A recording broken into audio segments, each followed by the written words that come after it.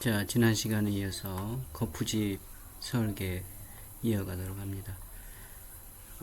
지난 시간에 이제 우리가 거푸집의 종류라든가 시스템 거푸집, 갱폼이라든가 유로폼 여러 가지를 살펴봤습니다. 그 거푸집이 이제 안전하게 지탱하기 위해서 거푸집 설계가 필요하게 되는데, 기본적인 것은 지난 시간에 얘기를 했습니다. 그래서 일단 교재를 통해서 좀 살펴보도록 하면, 작업 하중하고 이제 반복 하중에 대해서 소모되는 안전한 그런 그 경제적 단면, 여기서 말하는 것은 이제 거푸집의 단면이 되겠죠. 그런 그 단면을 결정할 필요가 있고, 또 그 층고가 높은 건물이라든가 장수팬의 건물, 또는 시공식 중량물을 받는 건물의 거푸집은 강도를 계산해야 된다. 스트레스를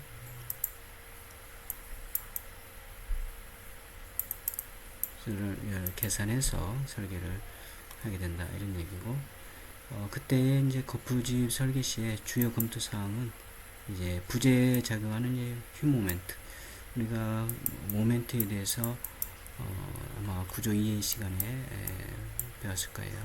그래서 어떤 작용하는 힘에다가 직각된 거리를 곱하면 이제 모멘트가 된다, 이런 얘기인데, 그리고 이제 처짐에 대해서 설계할 때 고려해서 설계를 하게 된다, 이렇게 보시면 되겠고, 일단 슬라브가 있고, 여기는 이제 슬라브와 보거푸집의 설치 구조 이렇게 되어 있죠.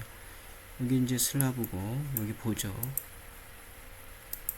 이때 이 거푸집에 이제 합판하고 장선이 있고, 여기 이제 멍에가 있게 되는 거죠. 멍에. 그리고 여기 이제 서포트 되는 지지대가 되겠습니다.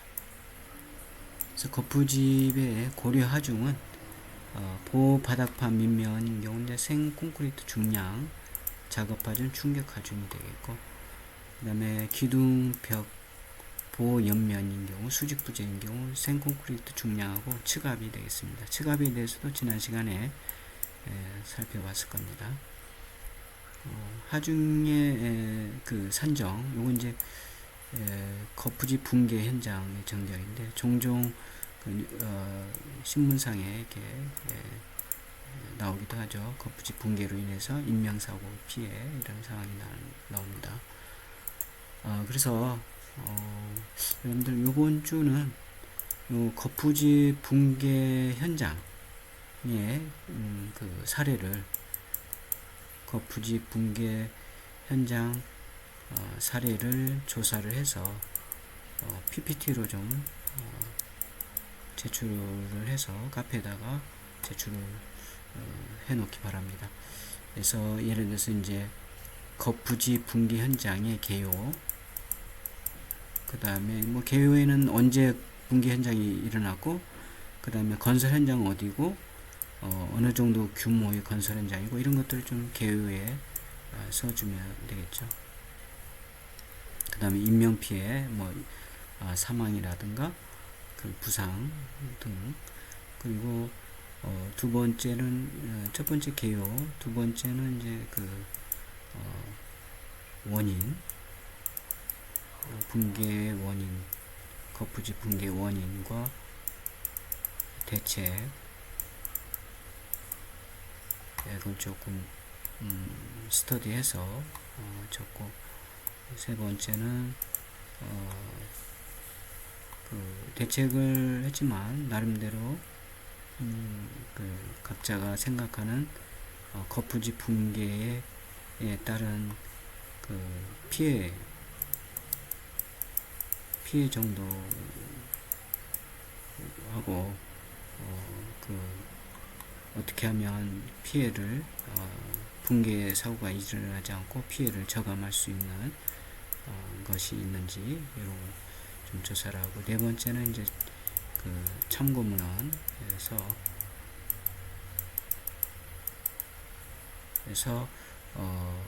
거푸집 붕괴 사고 사례, 붕괴 현장 사고 사례를 조사를 해서 이러한 그 목차로 PPT로 작성을 해서 카페에다가 이렇게 제출을 해 놓기 바랍니다. 그다음 이제 하중의 산정은 이제 철근 콘크리트의 자중 1.4톤 입방미터당, 충격 하중, 고정 하중이 50%, 작업 하중, 작업자 각종 기계의 입방미터당 150kg 이렇게 사용을 하고 있고, 그 다음에 횡하중 횡방향 횡하중이죠.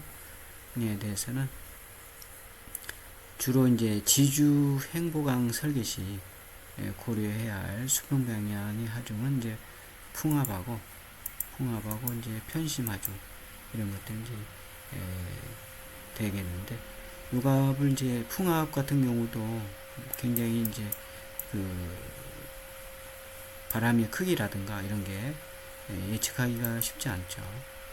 그래서 이제 편의상 고중하중의 2% 이상 또는 지주 상단 단위 길이당 150kg 이상 중에서 큰 값, 요 둘 중에 큰 값을 하중으로 이제 수평 하중으로 작용하는 것으로 가정을 해서 쓰고 있다. 일단 측압에 대해서는 지난 시간에 얘기를 했어요. 요 그래프도 지난 시간에 우리가 했었죠. 0.5, 그다음 기둥일 때는 이제 1이 빠져 있다 이런 얘기도 했고, 그래서 이거 참고를 하면 되겠고, 그다음에 콘크리트 헤드에 대해서도 지난 시간에 얘기를 했습니다.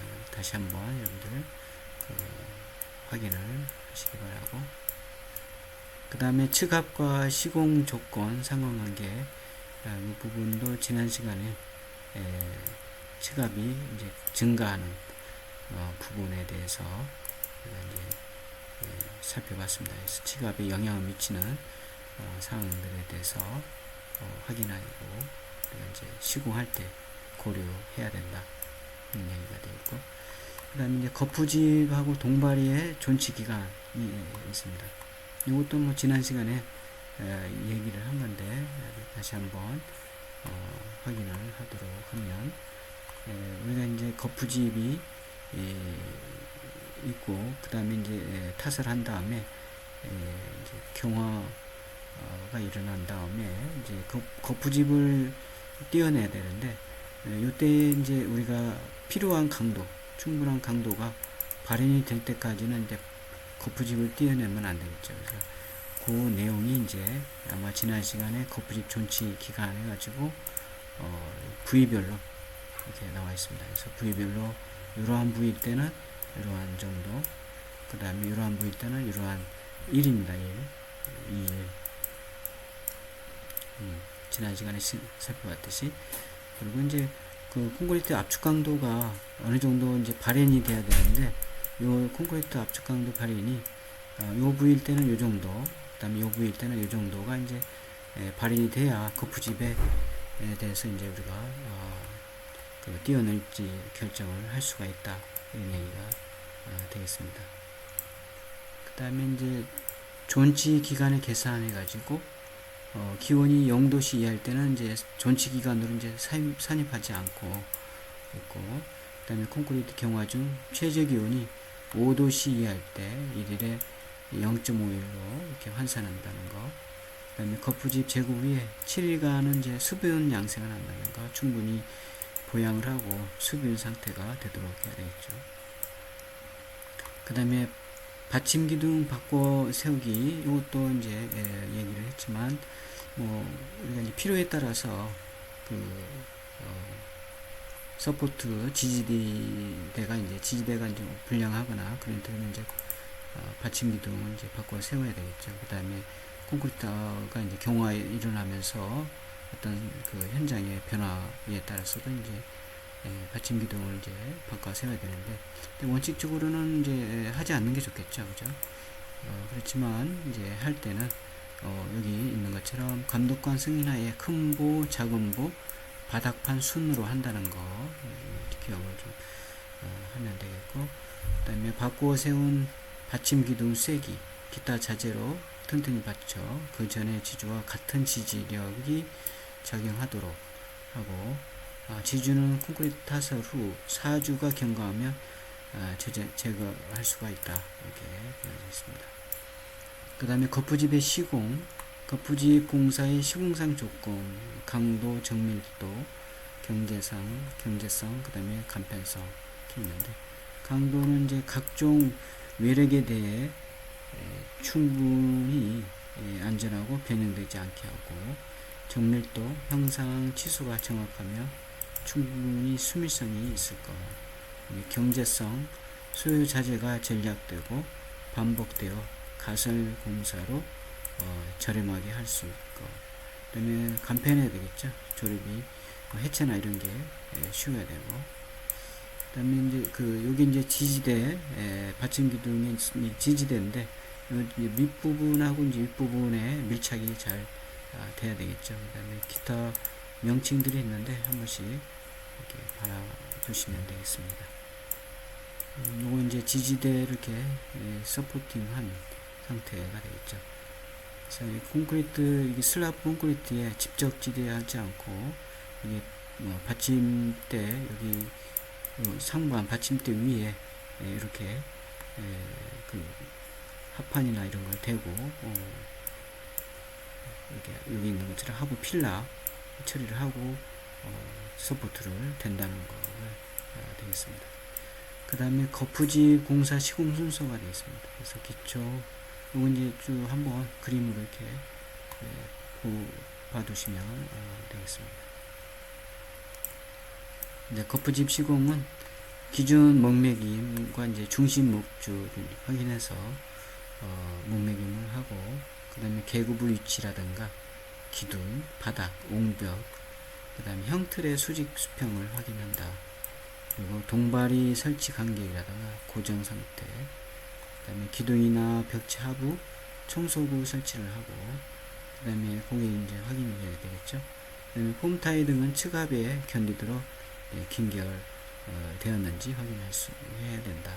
그 다음에 슬라브와 보, 중앙부 캠버는 300분의 1 정도 이렇게 높여서 설치한다. 왜 그러냐면 이제 콘크리트, 최근 콘크리트의 중량이 있죠. 그러면 무게에 의해서 이렇게 쳐지니까 이렇게 한다. 캠버의 개념도 이렇게 나와 있어요. 여기 이제 이만큼 들어 올리는 거죠. 그래서 이제 콘크리트를 타설하면 평평하게 되겠죠. 그 다음에 여기 목매기, 여기 이제 여기 줄이 있어요. 줄이 있어가지고 튕기면 이렇게 목매김이 이렇게 선이 그어지는 거죠. 그 다음에 하부구, 여기 하부에 청소구 확인.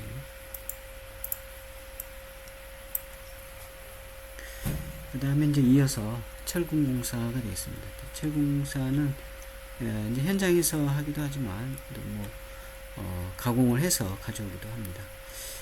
철근은 이제 철근 콘크리트 공사에서 인장을 이제 담당하죠. 그 다음에 압축은 이제 콘크리트가 담당하는 거. 우리가 이제 철근 콘크리트의 구조적 특성을, 역학적 특성은 아마 이해를 하고 있을 거예요. 그걸 토대로 보면 되겠고, 일단은 여기 교재에 나와 있는 걸 좀 보면, 쟤는 단면이 그러니까 원형 철근하고 이형 철근이 있죠. 그래서 요게 지금 이게 원형 철근, 지금 철근의 종류가 사진이 여기 있네요. 그죠? 요게 지금 이형 철근이죠. 이렇게 요게 리브고 요게 마디가 되겠습니다. 이렇게 마디.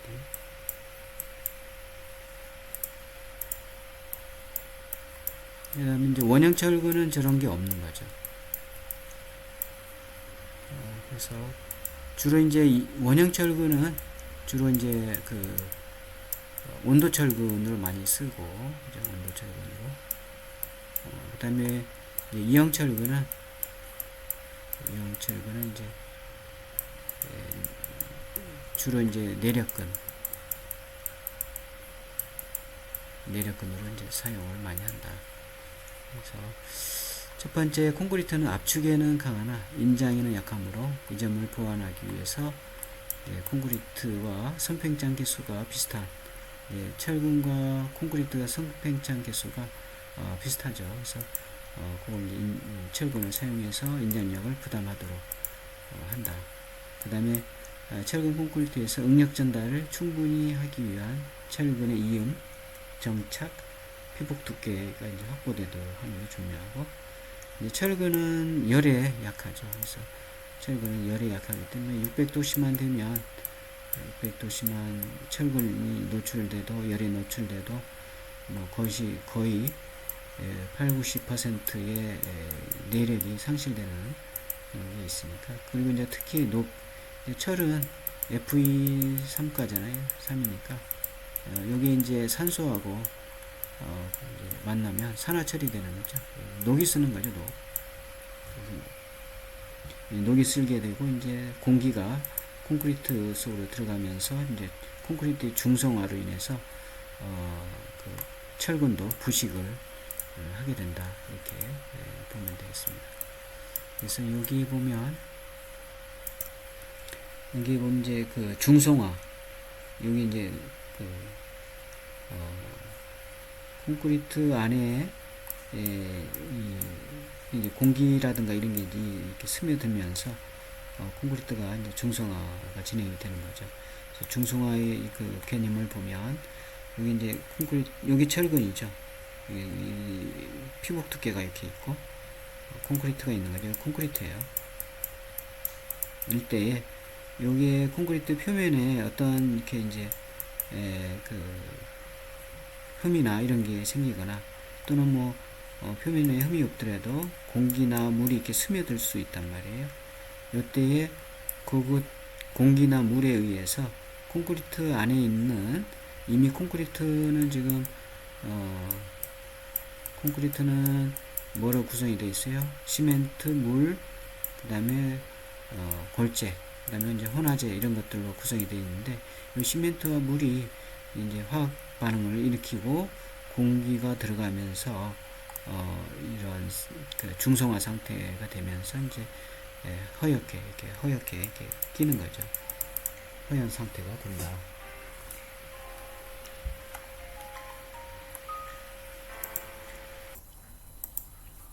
전화가 와서 좀 끊고 다시 편집을 이어갑니다. 그래서 중성화에 대해서 아마 조금 전에 잠깐 얘기를 했고요.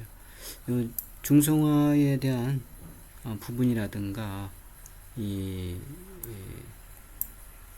산화, 철의 산화 이런 부분들은 또 뒤쪽에 기회가 되면 얘기를 하도록 하겠습니다. 일단은 교재를 진도를 좀 나가면 이건 이제 슬라브 철근공사 전경인데, 여기 이제 거푸집 밑에 바닥이 이렇게 그 거푸집이 이렇게 합판이 이렇게 있는 걸 확인할 수가 있을 거고, 그 다음에 이제 슬라브에 이렇게 이제 철근이 이렇게 배근이 되는 거죠. 이 개구부가 있는 거죠. 그래서 철근을 배근하는 상태가 되겠습니다.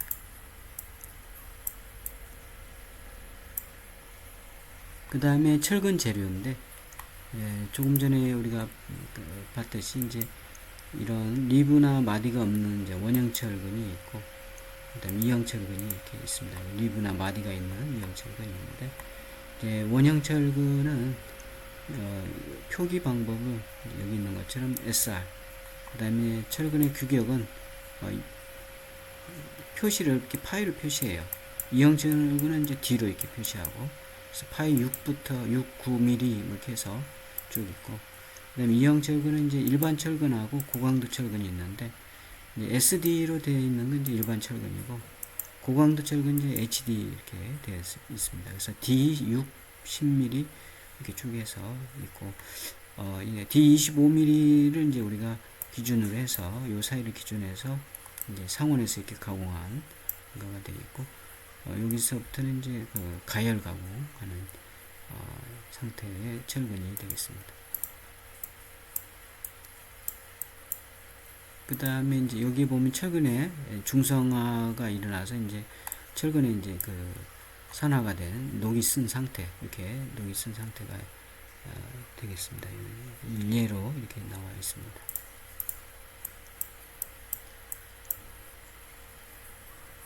그 다음 이제 철근의 제조 과정인데, 이제 고철, 전기로 여러 가지 이런 그 이제 뭐 그 철강 회사에서 철근을 이제 재련을 하는 과정이 되겠습니다. 그래서 뭐 넘어가도록 하고요. 그 다음에 아까 얘기했듯이 리브와 마디가 있다. 그리고 마디 높이의 측정 위치가 있고 4분의 1 지점이 되어 있고 리브의 너비, 이제 철근의 단면이, 이형 철근의 단면이 되겠습니다.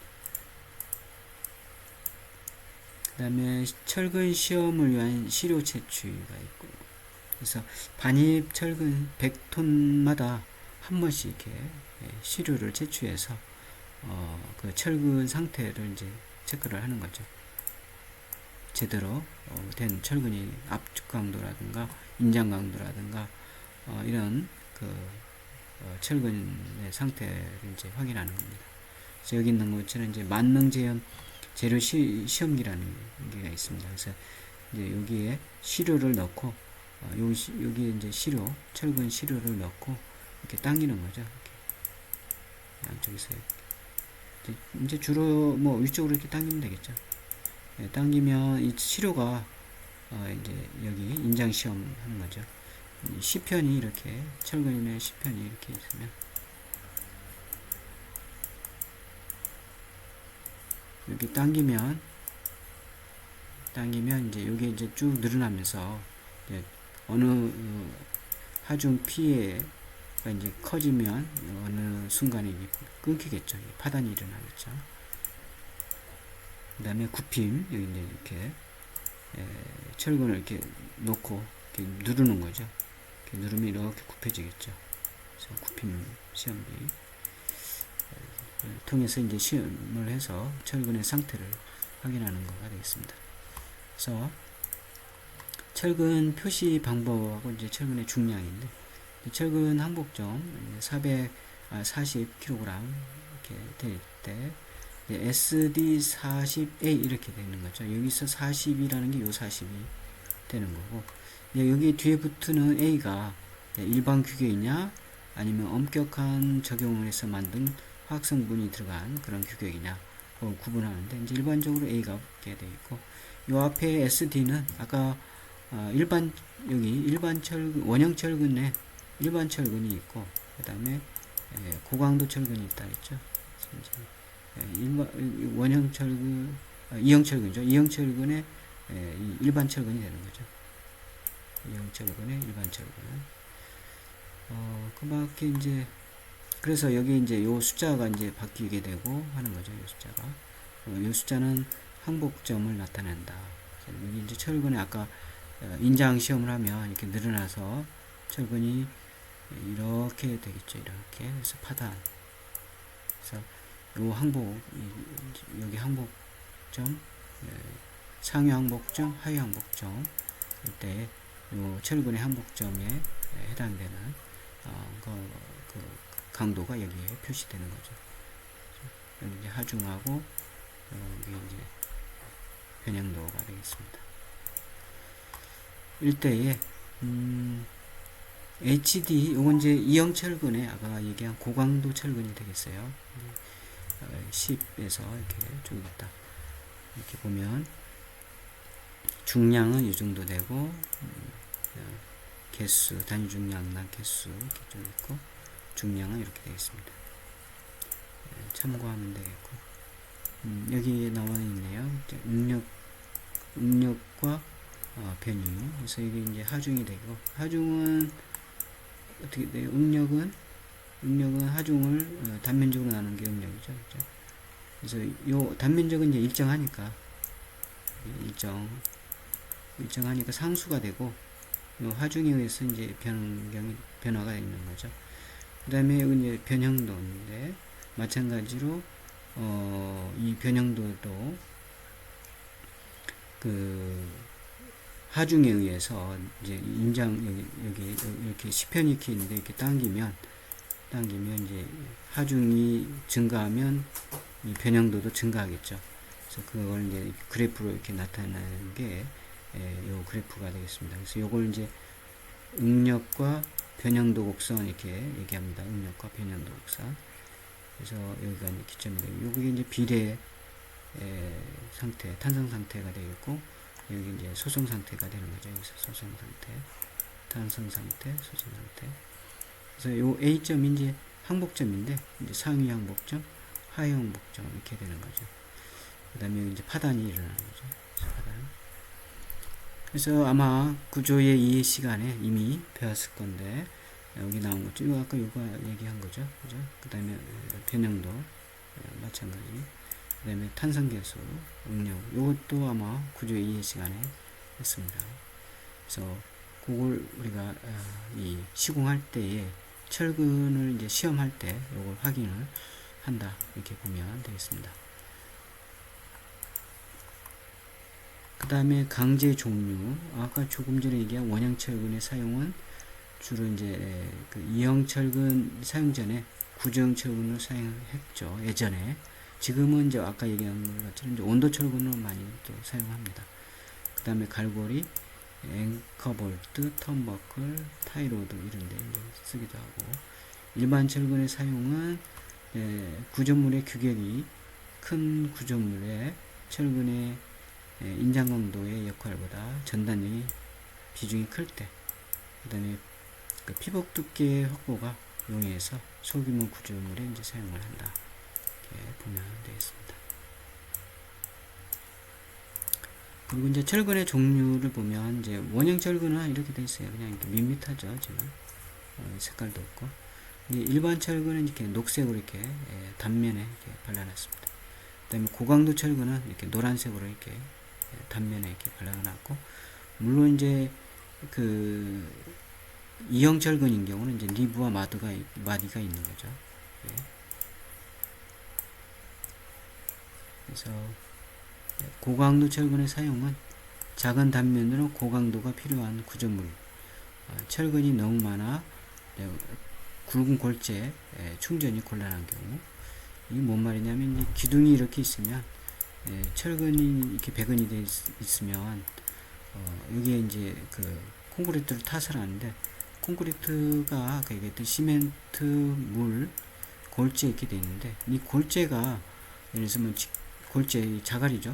자갈이 뭐 25mm다. 직경이 25mm. 그러면 뭐 이게 안 들어간단 말이에요. 철근이 너무 많이 배근이 돼 있으면 골재들이 이게 안 들어가고 걸리겠죠. 철근 사이로. 그러면 여기가 이제 밑으로 밑에 그 콘크리트가 타설이 돼야 되는데 밑으로 이렇게 내려가지 않는 거죠.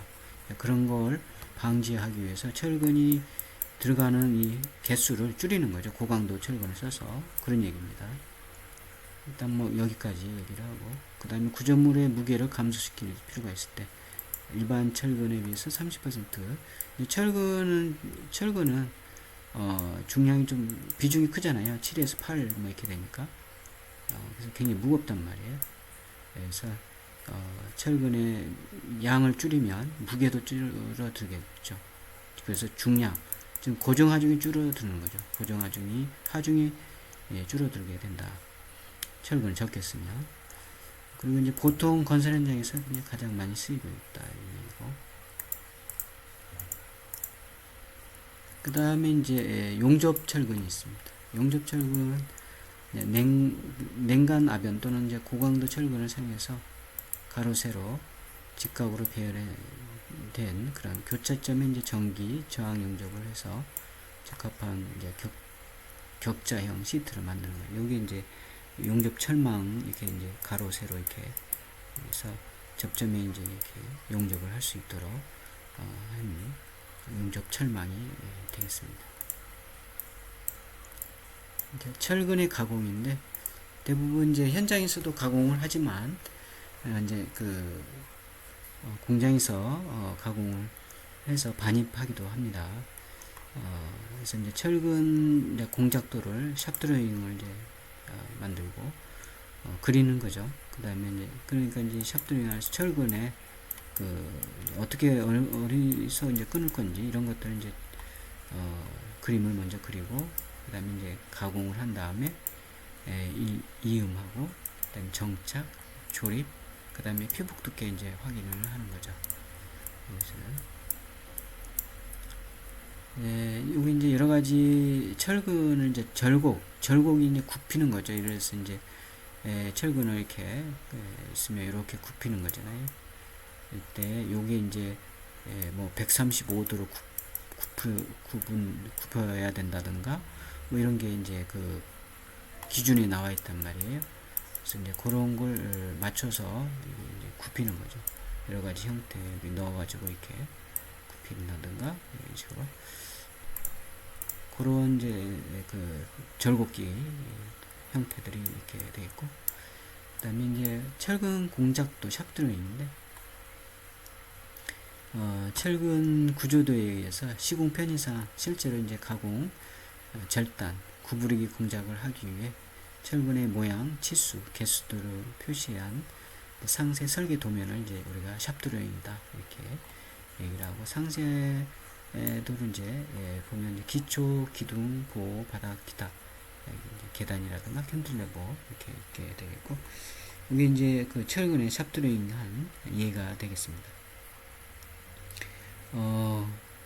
요게 이제 도면이 되는 거죠. 철근 가공도에서 이 도면이 좀 흐릿한데, 이제 어떻게 가공하겠다 이렇게 이제 실제로 이제 이렇게 이렇게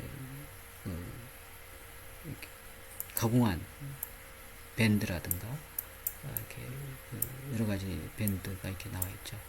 요건 이제 철근 가공한 상태가 되겠고, 이제 백은 상태가 되겠습니다. 여기 보면 여기 이제 철근이 이렇게 굽혀져 있고 저쪽으로 이제 들어가고 또 이렇게 밴드 되고 이런 식으로 이제 돼 있는 거죠. 이렇게 여기도 마찬가지로 이렇게 밴드근이 이렇게 있는 거죠. 이렇게 끊겨서 이렇게 굽어져 있죠. 이렇게 자세히 보면 이런 것들은 이제 그 상세도에 의해서 샵드로잉에 의해서 이제 가공을 하는 거다 이렇게 보면 되겠습니다.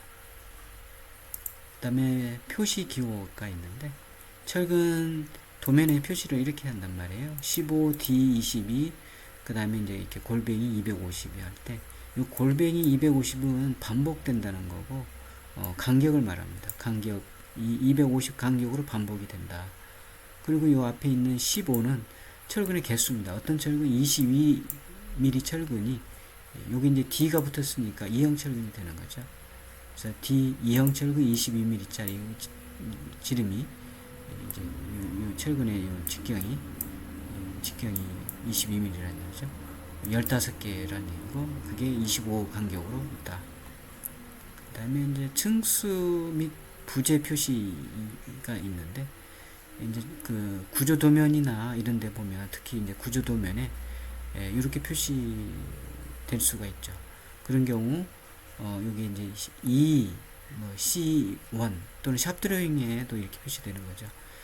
여기서 이제 2는 층별 번호가 되겠고, C는 이제 구조 부위별 표시 기호가 되겠습니다. 그 다음에 이제 1은 일련 번호가 되겠습니다. 여기서 샵드로잉에 표시를 하여서 이제 알아볼 수 있게 한다. 그 다음에 가공이 있는데, 자, 오늘은 여기까지 하도록 하고, 다음 시간에 이어서